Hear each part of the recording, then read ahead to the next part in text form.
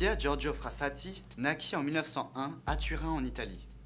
Il fut éduqué à la maison avant de fréquenter l'école publique puis un collège dirigé par les jésuites.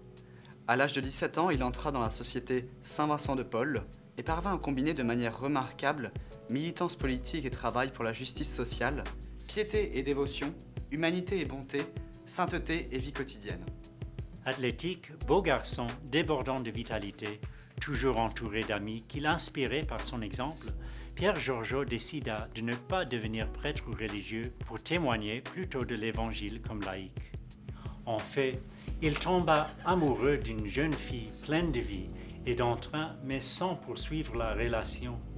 Il comprenait le sens de la chasteté et la mettait en pratique dans toutes ses relations et ses amitiés. Dieu avait donné à Pier Giorgio des avantages qui auraient pu le pousser sur la mauvaise voie. Famille fortunée, belle prestance, santé robuste. Mais il choisit d'écouter l'invitation du Christ. Viens, suis-moi. Juste avant de recevoir son diplôme en ingénierie minière, il contracta la polio. Les médecins estimeront qu'il l'avait attrapé en s'occupant des malades.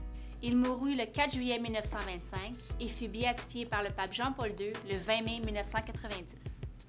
Le pape Jean-Paul II l'appela l'homme des 8 béatitudes. Le bienheureux Pier Giorgio est un modèle inspirant pour les jeunes hommes.